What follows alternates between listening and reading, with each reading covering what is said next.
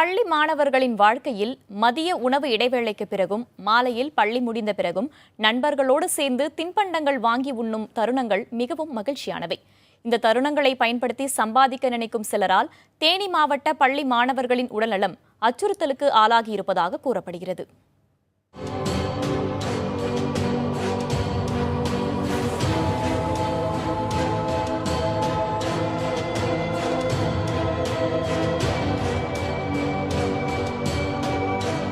கருப்பு, பச்சை, மஞ்சள், நீலம் என்று விதவிதமான கலர் பாக்கெட்டுகள், சிறுவர்களுக்கு பிடித்தமான கார்ட்டூன் கதாபாத்திரங்கள் மற்றும் பொம்மைகளின் படங்கள், முன்னணி நொறுக்குத்தீனி நிறுவனங்களின் பெயர்களைப் போலவே எழுத்துக்கள்.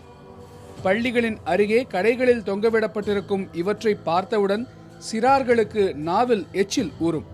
விளைவு, இவற்றை பள்ளி மாணவர்களும் சிறுவர்களும் விரும்பி வாங்கி உண்கிறார்கள்.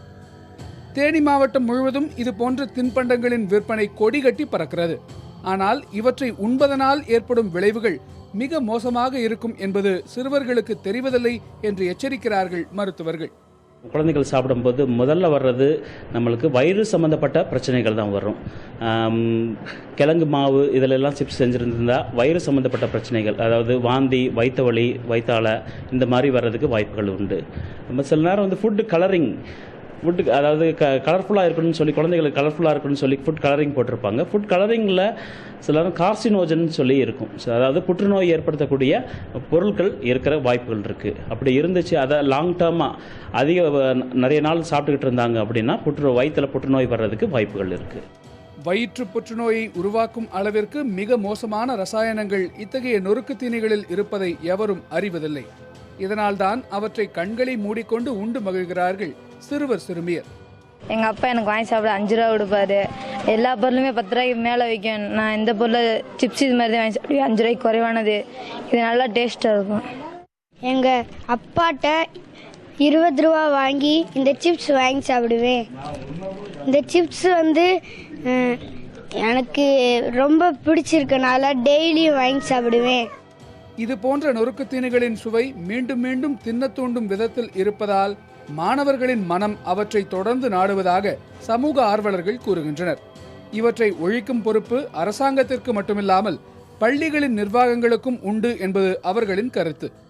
இதனை கட்டுப்படுத்துகிற உணவு பாதுகாப்புத்துறை கண்டும் காணாமல் இருக்கிறது. குறிப்பாக பள்ளிகளின் முன்னால் விற்கப்படுகிற அந்த உணவு பதார்த்தங்களை எத்தகைய பொருட்களிலே உற்பத்தி செய்திருக்கிறார்கள், அது எவ்வளவு நாள் தரமுள்ளதாக இருக்கும், இதனுடைய கண்டென்ஸ் என்ன என்பதை அந்த உற்பத்தியாளர்கள் சட்டப்படி பில்லாக ஒட்டி வைத்திருக்க வேண்டும்.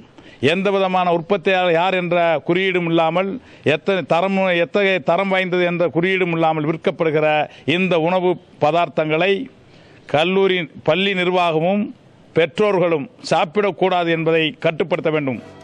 இந்த நொறுக்கு தீனிகள் குறித்து புகார் வரும்போதெல்லாம் சம்பந்தப்பட்ட பகுதிகளுக்கு சென்று ஆய்வு மேற்கொள்வதாக கூறுகிறார் தேனி மாவட்ட உணவு பாதுகாப்புத்துறை அலுவலர் சுகுணா.